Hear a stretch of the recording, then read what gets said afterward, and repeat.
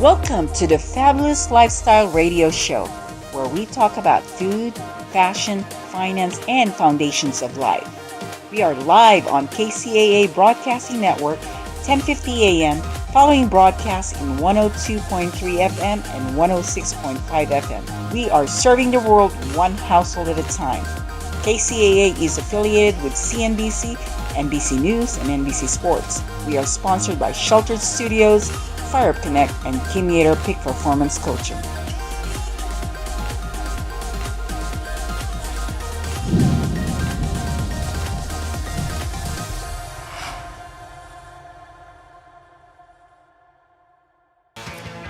Hello and welcome back to the Fabulous Lifestyle Radio Show.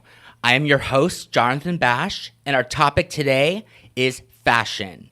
I'm a wardrobe stylist and fashion designer, and we are getting to our next guest, the amazing Samantha Potter.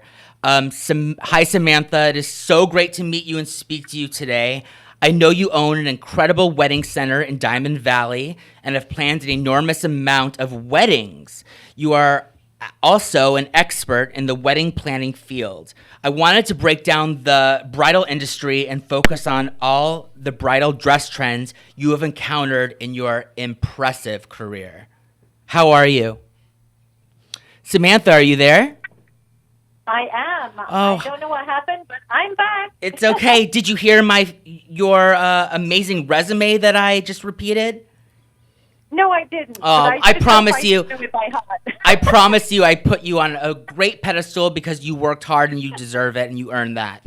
But I just want to break down the bridal industry and focus on all of the bridal dress trends you have encountered in your impressive career. I know you've been around a lot of brides. Yes, I have. Oh, yeah. So, let's start. I mean, I'm obsessed with bridal. I have a few friends that are getting married, and I've been what are they called? Bridesgroom in many, many, many weddings. I don't know if you've seen that too much, but but I have had Yes, that. I have. Really? Yes. Yeah, I have had that role. But let's get to it. What are some bridal dress trends you have encountered and seen lately that have just made your jaw drop? You know, as far as bridal dress trends themselves, you know, I have seen the red dresses. I have seen the black dresses. Interesting. And we're talking bridal gowns, full-on bridal gowns that in a color that you would never put on a bride. But somehow in the weddings that are created, it works. So it's all about putting the dress into an environment that makes it all come together. Obviously with their own personal style, because that is definitely not traditional. And my next question is exactly what you just answered. I wanted to, because I've noticed color and patterns that have been incorporated in many designers' collections. I mean, Yes. Monique Lullier, especially, she has a lot of patterned Yes. dresses that she is designing, and I'm obsessed with the florals and mixed with the lace. But do you feel the traditional white dress is outdated? To be quite honest, I do. And not every bride will suit a white or an off-white dress. It all depends on skin tone. So for me, it's what suits you as a bride, what suits your body type, what suits you as a neckline, what suits you as a color. And all of those things, for me, go into choosing the perfect bridal dress.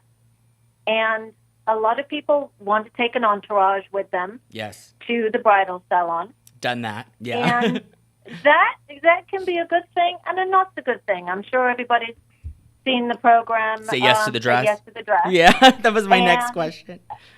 Yes. And so, you know, that can be a plus or a minus, depending on who it is you're taking. So if you're going to go that route, please make sure that you choose people that are going to give you a very honest critique. opinion, Yeah. but also not make you feel bad about the dress you chose. So I think that's a really personal thing for a bride, and I think the dress is one of the most important things. I think a lot of brides cannot go wrong choosing a beautiful champagne color. Mm-hmm. And I love those dresses that have that subtle undertone of either pink or a peach or a champagne. I think there's nothing classier than that. I'm obsessed with your statement that you made. It's a great point of view, and I agree with you 100%. Costume changes. I've noticed that has been a thing that started not too long ago that I noticed it. Multiple dresses for the wedding and the reception and the exit. How do you feel about that? Love it or hate it? I love it. I've had many a bride that I've designed their gown myself. Uh-huh. I love the dresses that actually have a detachable skirt where you get two dresses in one. So you can actually take the big skirt off that you've used for the ceremony and have a cute little sexy number for your reception. And then I've also had it because I also own a ballroom dance studio. Yes. So I do a lot of wedding first dances.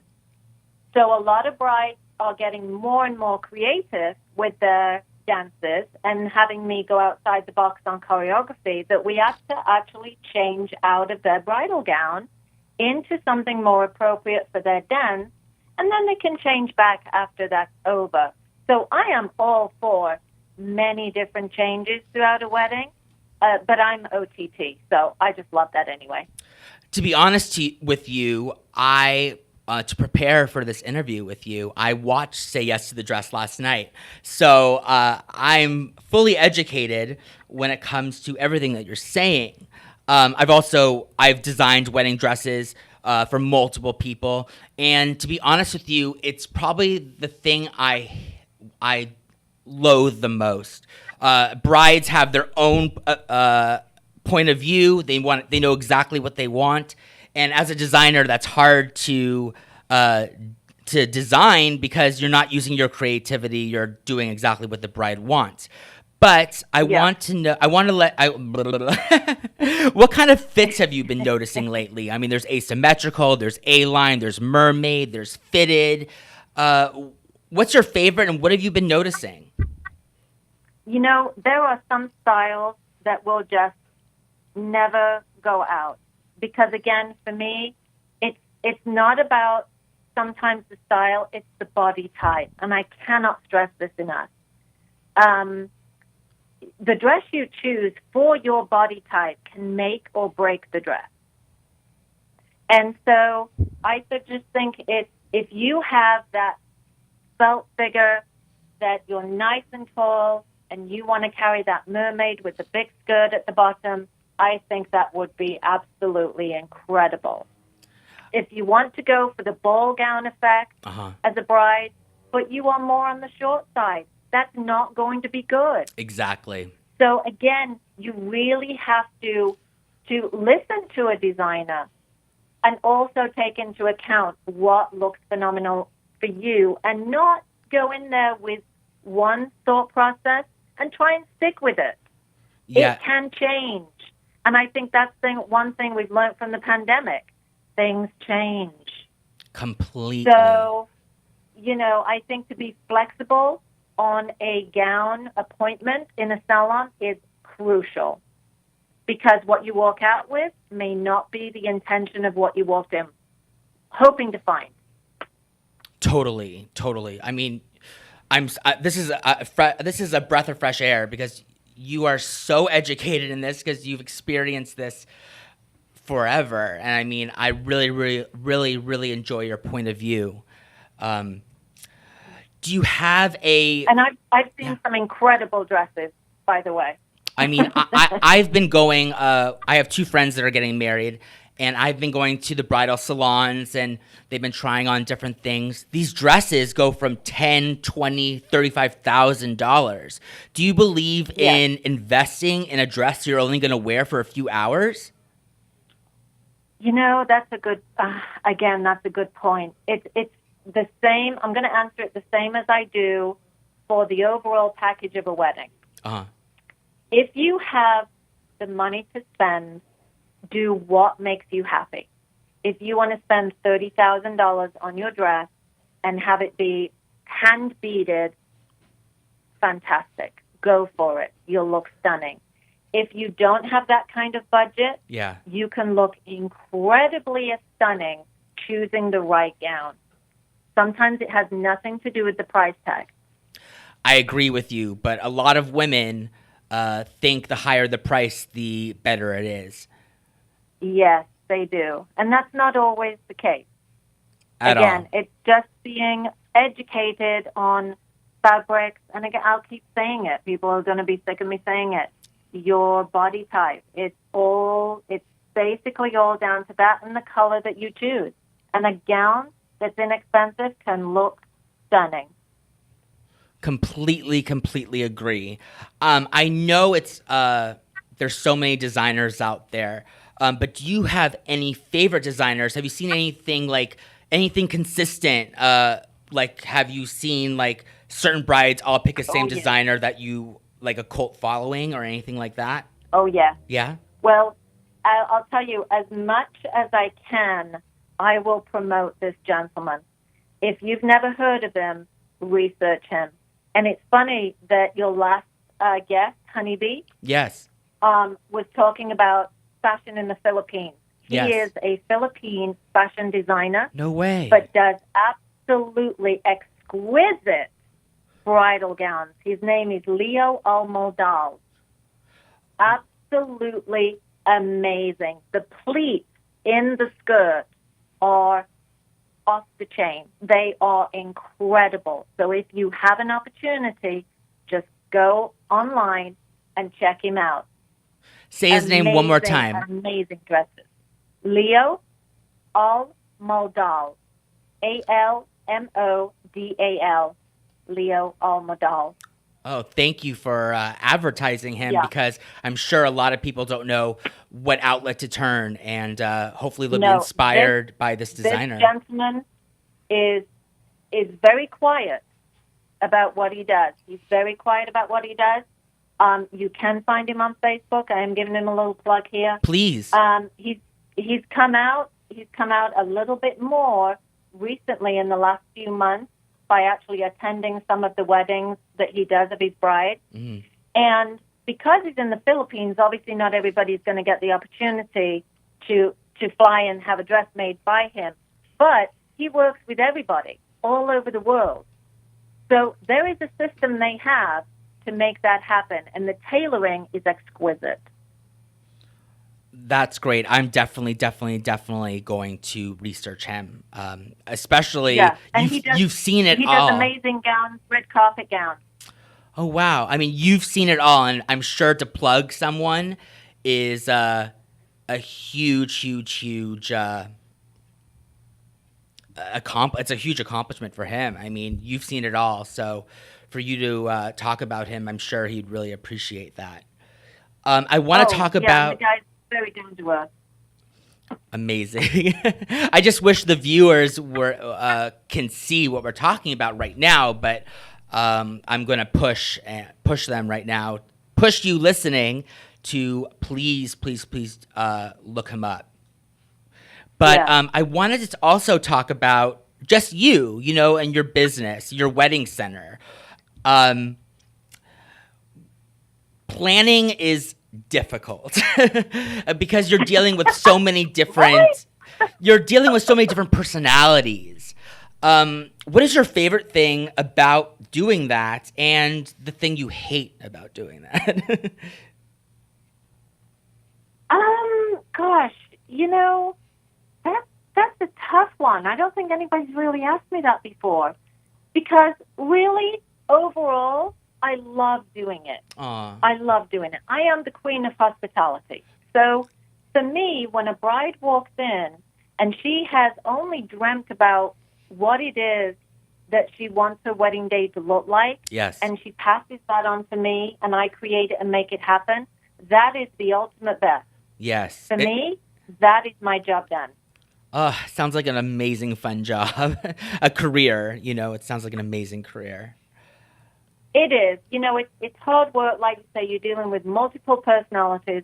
But I do have to say, in my many years of doing this, I don't have many bridezillas. Really? We can get into a whole topic Yeah. about bridezillas. Oh, that's another show, Jonathan. Yeah, it's a Come whole on other now. show. That's a whole other show. But I'm very happy for you because bridezillas are very, very, very difficult to work with. They are. They can be, yes. And I think it's all in the first few meetings. You know who your bride is. Uh-huh. From that first meeting even, you know who you're dealing with. And it's up to the coordinator to be on the right track of what's going to work with that bride. And it's really that simple to get to the end result. If you think on that first meeting that you can't work with that bride, then don't do her a just service. Send her somewhere else. I love, you're so great. Another question before we wrap it up. I just blanked out for a second. Another question before we wrap up is how many, I see a lot of my friends are planning their weddings a year in advance. Do you think that's enough time or do you think that's too much time? It depends on the size of the wedding. Interesting. The pandemic has changed a lot. Some things are going to be here to stay, and some things are going to disappear as fast as they came in. Some brides are choosing to still do a smaller affair, but spend the same amount of money. So they have gone for better quality. Interesting. And that, you'll find, is the more mature bride. Interesting. The younger bride still wants the extravaganza, the production. So they want to invite lots and lots of guests, and it's going to cost them a lot of money. It's all about the money, right? It is. Every head is a dollar sign. That's how a bride needs to look at a wedding. I mean, this isn't a Las Vegas wedding we're talking about. I mean, this is a major production. Yes, but you can't invite 200 guests and with a $10,000 budget. Ugh. It's not going to happen. Yeah. So, I don't see how that can happen. I hate to talk so cold about a wedding, but it does come down to dollars and cents. You're the expert, so your point of view is what we're going for. So I really appreciate everything you're saying and everything that you're portraying and your opinion on everything. I mean, you are the expert. Yeah, but I think virtual weddings, to a point, are going to be around for a while. Virtual weddings, like on a webcam and people watch. Streaming. Yes, live streaming. Wow. Yeah. Some brides are just saying, I'm done with all the rules and regulations that's happening with the fallout of the pandemic, and they're eloping, and they're live streaming. Wow, I never even heard of that. But that is, I guess that's nowadays what we have to do. But to a point, I think weddings will come back, though, in a big way. I agree, too. And I hope so, too. Weddings are just beautiful. But Samantha, we gotta wrap it up.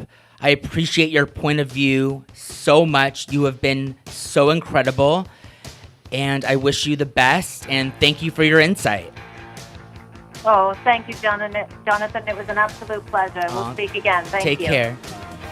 We are live on KCAA Broadcasting Network, 10:50 a.m., following broadcasts in 102.3 FM and 106.5 FM. We are serving over 5 million households in the Inland Empire, North County, San Diego, Orange County, and San Gabriel Valley.